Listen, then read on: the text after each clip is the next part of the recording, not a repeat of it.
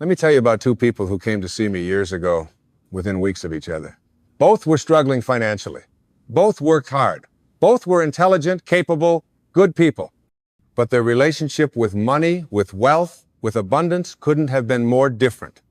The first person would say things like, "I never have enough. Money just slips through my fingers. Every time I get a little ahead, something breaks down, or some unexpected bill shows up. It's like the universe is against me." They'd check their bank balance multiple times a day, each time feeling that familiar knot of anxiety in their stomach. They'd see someone else's success and feel it as their own failure, as proof that there wasn't enough to go around. The second person, facing similar financial circumstances, had an entirely different energy. They'd say, "I'm in a tight spot right now, but I trust that I'm learning something important. I notice opportunities I never saw before. I'm grateful for what I have while I work toward what I want." Same bank balance, same external reality, completely different internal experience. I watched both of them over the following years. Want to guess what happened? The first person is still struggling, still anxious, still convinced that wealth is for other people. The second person, their life transformed. Not overnight transformation, rarely is. But steadily, surely, they moved into a completely different relationship with abundance. What made the difference? The universe didn't play favorites. God didn't love one more than the other. The economy was the same for both. So what changed? The second person stopped blocking their own wealth. They removed the invisible barriers they'd been carrying their entire life. And here's what I need you to understand. You're doing it too, right now, in ways you don't even recognize. You are blocking the very abundance you say you want. Before you dismiss this, before your ego jumps in with all the reasons why your situation is different, why external circumstances are to blame, just stay with me. Because I'm not talking about positive thinking or manifesting or any of that surface level stuff that promises you can just think yourself rich. I'm talking about something much deeper. Something that's been operating in you since childhood, shaping every decision you make about money, every opportunity you see or don't see, every action you take or don't take. I'm talking about your unconscious beliefs about wealth and abundance. Beliefs so ingrained, you think they're just reality, just how things are. Let me show you what I mean. Do any of these sound familiar? Money doesn't grow on trees. You have to work hard for money. Rich people are greedy. There's not enough to go around. I'm just not good with money. Money is the root of all evil. You can't have it all. I don't deserve to be wealthy. These aren't just sayings. They're programs. They're operating systems running in the background of your mind, determining what you notice, what you believe is possible, how you respond to opportunities, what actions you take or avoid. And most dangerously, they feel like truth. They feel like you're just being realistic, practical, sensible. But here's what they actually are. Barriers you've constructed between yourself and the abundance that's already flowing all around you. Walls you've built brick by brick, belief by belief, without ever realizing you were building them. Think about your own life for a moment. How many times have you had an idea for something, a business, a project, a creative venture, and immediately talked yourself out of it? That won't work. Someone's probably already doing it. I don't have the skills, I don't have the money to start, I don't have the time. How many times have you seen an opportunity and felt that reflexive contraction, that voice that says, "Not for me. People like me don't do that. That's for other people. I just fail anyway." That's not wisdom speaking. That's not prudence or careful planning or realistic assessment. That's fear, wearing the mask of practicality. That's your ego, protecting you from disappointment by keeping you exactly where you are. That's you, blocking your own wealth. Or notice what happens when you get some money. Maybe a tax refund, a bonus, a gift. Do you feel abundance? Do you feel grateful and expansive? Or do you immediately think about what you owe, what might go wrong, what you need to hold on to it for? Do you tighten your grip, afraid it'll disappear as quickly as it came? That tightening, that scarcity response is a signal. It's showing you that underneath your desire for wealth, there's a belief that there isn't enough, that what you have is all there is, that if you let go, if you spend, if you invest, if you give, you'll end up with nothing. And the universe, God, source, infinite intelligence, whatever name resonates with you, responds to that belief. Not because it's punishing you, but because it's mirroring back to you what you're projecting out. You believe in scarcity? You experience scarcity. You grip tightly to what little you have, and that's exactly what stays little. When was the last time you caught yourself saying or thinking, I can't afford that? Notice what happens in your body when you say those words. Feel that contraction. That's the block. Now, I'm not suggesting you go into debt or spend money you don't have. That's not what this is about. But notice how reflexively that phrase comes out. Notice how you use it not just for things that would genuinely strain your finances, but for things that wouldn't. How you use it as a shield, a protection against desire itself. I can't afford that becomes your default response to possibility. It becomes the way you relate to the world. It becomes your identity. You become someone who can't afford things. Someone for whom wealth is always out of reach. And that becomes your reality. Not because it has to be, but because you've decided it is. Let me share something I observed over many years of working with people around money and abundance. The people who transformed their financial reality didn't do it by working harder, though many already worked hard. They didn't do it by getting lucky breaks, though some had opportunities. They did it by recognizing and dismantling their internal blocks, by seeing clearly and honestly all the ways they were sabotaging their own abundance. I watched a woman who'd been struggling for years suddenly shift everything, not because she got a new job or won the lottery, but because she realized she'd been subconsciously pushing away opportunities that required her to be visible, to step forward, to claim her value. Why? Because deep down, she believed that wanting wealth meant she was selfish, that good people, spiritual people, don't concern themselves with money. So every time an opportunity came that would require her to promote herself, to charge what she was worth, to be seen as someone who valued abundance, she'd find a reason to say no. Or she'd underprice her services. Or she'd give away for free what others charged for. Not because she was generous, though she thought that's what it was, but because she was terrified of being seen as greedy, as materialistic, as someone who'd sold out. When she saw this pattern, when she really saw it, not just intellectually, but felt the truth of it in her bones, everything changed. She realized that poverty doesn't make you spiritual. Struggle doesn't make you noble. Denying yourself abundance doesn't make you good. It just makes you someone who's blocking their own wealth. Or I think about a man I knew who kept himself broke through the most subtle form of self-sabotage. He'd start to succeed, then pull back. He'd get momentum in his business, then make a decision that undermined it. He'd have money coming in, then spend it on something that had nothing to do with his goals. Over and over, this pattern. When we talked about it, when we went deep, here's what emerged.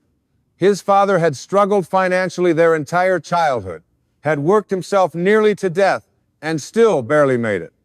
And this man, unconsciously, felt that if he became wealthy, he'd be betraying his father. He'd be saying, you weren't good enough. You didn't work hard enough. So he kept himself at his father's level, kept himself safe from that imagined guilt. That's how insidious these blocks are. They're not always obvious. They don't announce themselves. They hide in your loyalty to family patterns, in your fear of judgment, in your unwillingness to outgrow the identity you've carried your entire life. So let's understand the mechanism. Let's look at how this actually works. Because once you see it clearly, you can change it. There's a principle in the universe, you can call it a law, though I prefer to think of it as the way things are, that says you don't attract what you want. You attract who you are. You attract what you believe about yourself and about the world. Your external reality is a reflection of your internal state. Now, most people hear that and think, okay, so I'll just believe I'm wealthy and wealth will show up. But it doesn't work that way. Because belief isn't something you can fake. It's not something you can think your way into. It's something you embody. It's in your bones, your cells, your automatic responses. You can say affirmations about abundance every morning and still clutch your wallet tight when the check comes. You can visualize wealth and still feel that jolt of panic when you look at your bank balance. You can read every book on prosperity and still make decisions from scarcity. Why? Because your conscious mind might want wealth, but your subconscious mind, the one that's actually running the show 95% of the time, has different programming. Programming that says wealth is dangerous, that rich people are bad, that you're not the kind of person who has money, that security comes from holding on, not letting go, that there's not enough. Here's what changed everything for me, and I believe it will change everything for you. Abundance is not something you acquire, it's something you tune into. It's already here, right now, all around you. The universe is infinitely abundant. There is no scarcity in source. The question is not whether abundance is available. The question is whether you're available to abundance. Think about a radio. The music is already broadcasting. All the stations are playing right now. But if your radio is tuned to static, to a frequency where there's no station, you won't hear the music. That doesn't mean the music isn't there. It means you're not aligned with it. Your beliefs about wealth are like a radio dial. When they're tuned to scarcity, to fear, to unworthiness, to the belief that money is hard to come by, or that you don't deserve it, or that there's not enough, you literally cannot perceive the opportunities that are right in front of you. You can't receive what you're not tuned into. But when you shift your internal frequency, when you recognize these blocks and consciously choose to align with abundance instead, you start seeing what was invisible before. Opportunities you walked past 100 times suddenly become obvious. Ideas that never would have occurred to you start flowing. People and resources show up seemingly out of nowhere. Not because the universe suddenly decided to bless you, but because you stopped blocking what was always available. Let me give you a concrete example. Two people walk down the same street. One is tuned to scarcity. They see for rent signs and think, everything's so expensive. I'll never be able to afford a better place. They see successful businesses and feel envy, resentment. They see people spending money and judge them as wasteful or privileged. The other person walks down that same street tuned to abundance. They see those for rent signs and think, interesting, real estate opportunity. I wonder what the market's like here. They see successful businesses and feel inspired, curious about what they're doing right. They see people spending money and recognize it as evidence that wealth is circulating, that there's plenty to go around. Same external reality. Completely different internal experience. And over time, these different internal experiences create vastly different external results. Because the first person is looking for evidence that confirms their scarcity belief, and they find it everywhere. The second person is looking for evidence of abundance, and they find it everywhere too. You don't see things as they are. You see things as you are. But here's what nobody tells you about this. You can change your frequency. You can tune your dial. You can remove the blocks. This is not fixed. You are not doomed to repeat these patterns forever. I want you to understand something crucial. Every block you have around wealth, every limiting belief, every pattern of self-sabotage, you created it. Not consciously, not deliberately, but you created it as a protection mechanism, as a way of making sense of your childhood experiences, as an attempt to keep yourself safe. And if you created it, you can uncreate it. If you built these walls, you can take them down. Not overnight, not by just deciding to think differently, but by bringing awareness to the patterns, by questioning the beliefs you've never questioned, by making different choices even when they feel uncomfortable. I've seen people completely transform their relationship with money. I've seen someone go from barely making rent to building a thriving business. I've seen someone who declared bankruptcy create substantial wealth. I've seen someone who'd inherited poverty consciousness from 3 generations break that pattern and create abundance for their children. But in every single case, the transformation started the same way, with recognition, with seeing clearly and honestly all the ways they were blocking their own abundance, all the unconscious beliefs running the show, all the subtle ways they were saying yes to scarcity and no to wealth. Think about a garden. If you plant seeds but the soil is full of rocks and weeds, those seeds aren't going to grow well. You can keep planting more seeds, you can try harder, work longer, hustle more, but until you clear the soil, you're not going to get the harvest you want. Your limiting beliefs are the rocks and weeds. Your desire for wealth is the seed, and you've been planting seeds in contaminated soil, wondering why nothing's growing, wondering why other people's gardens flourish while yours struggles. The answer isn't to plant more seeds. The answer is to clear the soil. Now let me address something. I know some of you are thinking, but Wayne, I know people who grew up poor and became wealthy. I know people who had terrible beliefs about money and still made it. How do you explain that? Here's what I've observed. Some people have such a strong desire for financial security, often driven by the pain of poverty they experienced, that it overrides their limiting beliefs. They're so determined to never be poor again that they push through every obstacle. And yes, they can accumulate wealth that way, but notice the quality of that wealth. Notice the fear that often drives it. Notice how they can never relax into it, never truly enjoy it, because underneath, the scarcity belief is still there. They have money, but they don't have the peaceful relationship with money that comes from true abundance consciousness. They're still operating from lack, still terrified of losing it all, still unable to trust in the flow. They've changed their external circumstances without changing their internal state. And often, you'll see them lose it all. Or they'll die never having enjoyed it. Or they'll pass on the same scarcity consciousness to their children, who then squander the wealth because they carry the same blocks. What I'm talking about is different.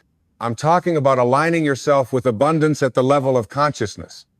Not just accumulating money, but becoming someone who naturally, easily, joyfully attracts and receives and circulates wealth. Someone who trusts the flow. Someone who knows, bone deep, that there's always enough. So how do you do this? How do you remove these blocks? How do you shift from scarcity consciousness to abundance consciousness? It starts with awareness, with observation, with catching yourself in the act of blocking. Pay attention to your language around money. Every time you say, "I can't afford it," pause, ask yourself, is that actually true? Or is it just a habitual response? Could you afford it if it was truly important? Are you using that phrase to avoid something, a desire, a possibility, a change? Try this instead. I'm choosing not to spend my money on that right now. Feel the difference? One position says you're powerless, at the mercy of circumstances. The other says you're making a conscious choice. You're in control. Same action, not buying the thing, but completely different energy. Notice how you feel when money comes to you. Do you feel grateful and expansive? Or do you immediately worry about it leaving? Do you celebrate even small amounts? Or do you dismiss them as not enough? Gratitude is a powerful abundance amplifier. When you genuinely appreciate what you have, even if it's little, you're telling the universe, yes, I'm open to receiving. I recognize abundance. And the universe responds to that frequency. But when you focus on lack, this isn't enough, I need more, why don't I have what they have? You're tuning your dial to scarcity. And you get more of that too. Here's a practice that will change everything if you do it consistently. Start noticing abundance everywhere. Train yourself to see it. The leaves on the trees, thousands of them, more than you could ever count. That's abundance. The air you breathe, infinite, available to everyone, free. That's abundance. The thoughts you can think, unlimited, always generating, constantly flowing. That's abundance. The universe doesn't know scarcity. Scarcity is a human invention, a perception, a belief. Look at nature. Look at how lavishly life expresses itself. How many seeds does an apple tree produce? Far more than necessary for survival. How many stars fill the night sky? More than we can count. How many possibilities exist in any given moment? Infinite. When you train yourself to see this natural abundance, when you make it a practice to notice wealth and prosperity and plenty everywhere you look, something shifts in your consciousness. You stop feeling like you're fighting for scraps. You stop seeing other people's success as your failure. You start recognizing that you live in an abundant universe, and abundance is your natural state. Another powerful practice. Give from your abundance, even when you feel you don't have abundance to give from. This might sound counterintuitive. Wayne, I'm broke. How can I give? But giving doesn't have to be money. Give your time. Give your attention. Give your skills. Give a genuine compliment. Give a smile. When you give, when you act from a place of having enough to share, you're declaring to yourself and to the universe, I have abundance. I trust there's more where this came from. I'm not operating from lack. And that declaration, that energetic statement, shifts your frequency. But here's what's crucial. Give without expectation of return. Don't give to get. Don't give as a manipulation of the universe. Give because you genuinely want to, because it feels good, because you're expressing your abundance. The return will come, it always does, but not necessarily from where you gave. The universe doesn't work like a vending machine. Now, you also need to examine your beliefs about what you deserve. Sit quietly and ask yourself, do I believe I deserve to be wealthy? Do I believe that someone like me with my background, my education, my mistakes, can experience abundance? Listen to what comes up. Don't judge it. Don't argue with it. Just listen. Because whatever beliefs you hold about your worthiness will determine what you allow yourself to receive. If you don't believe you deserve wealth, you'll sabotage it every time it comes close. You'll procrastinate on the business plan. You'll underprice your services. You'll make the careless mistake that costs you the opportunity. You'll spend the windfall instead of investing it. Not because you're lazy or stupid or unlucky, but because on some level, you don't believe you deserve to have it. So work on your sense of worthiness. Remind yourself daily, I am a divine creation. I am part of Source. The same intelligence that creates galaxies and grows trees and beats my heart, that intelligence wants to express through me. Abundance is my birthright. Not because I earned it, but because I exist. You don't have to earn the right to breathe, do you? You don't have to prove your worth to have a heartbeat. These things are given freely because you're alive. Abundance is the same. It's part of your divine inheritance. You just have to stop blocking it. I also want you to start taking what I call abundance actions. These are small steps that feel risky, that make your ego uncomfortable, that require you to act as if you trust in abundance, even when you don't quite feel it yet. Maybe it's investing in yourself when your scarcity mind says you can't afford to. Maybe it's turning down work that undervalues you, trusting that better opportunities will come. Maybe it's starting the business you've been putting off. Maybe it's having the conversation where you ask for the raise. Maybe it's spending money on something that brings you joy instead of just necessity. These actions send a message. They say, I trust abundance. I'm not controlled by fear. I'm available for more. And every time you take one of these actions, you chip away at the blocks. You prove to yourself that you can operate from abundance even when it's uncomfortable. Now, I need to be honest with you. This work isn't always easy. Your ego will fight it. Your fear will protest. You'll have moments where you slide back into old patterns, where you catch yourself gripping tight, where you hear that familiar voice telling you there's not enough. When that happens, and it will happen, be gentle with yourself. Don't make it mean you're failing. Just notice. There's the scarcity belief again. There's the old pattern. That's okay. I see you, and I'm choosing differently now. Transformation is not linear. You don't just decide to have abundance consciousness and then maintain it perfectly forever. It's more like tuning a radio. You tune to the abundance frequency, then you drift, then you notice you've drifted, and you tune back, over and over. Until one day, you realize you've been tuned to abundance more than scarcity. Until the abundance frequency becomes your default.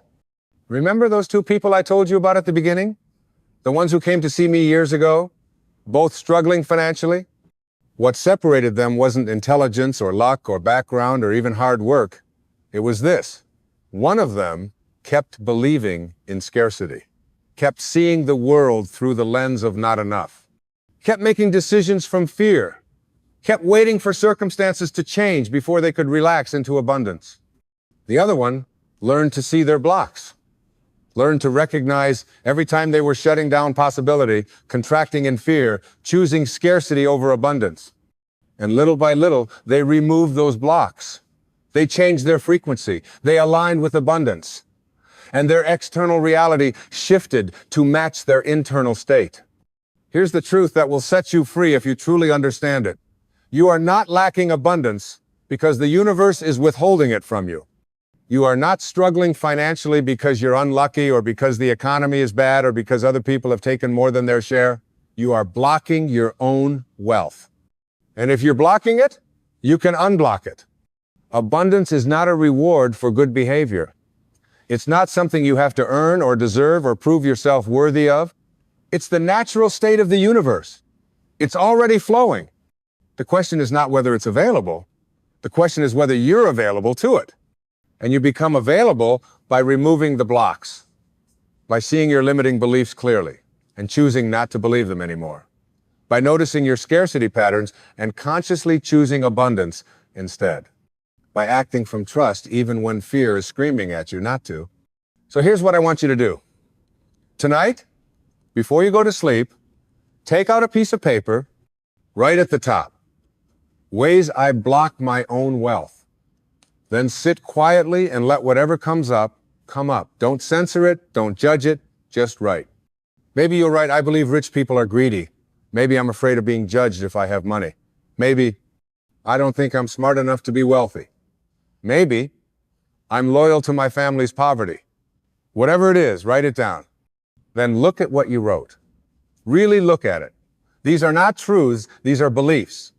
Beliefs you've been carrying, often for decades, that have been quietly sabotaging every attempt you make to create wealth.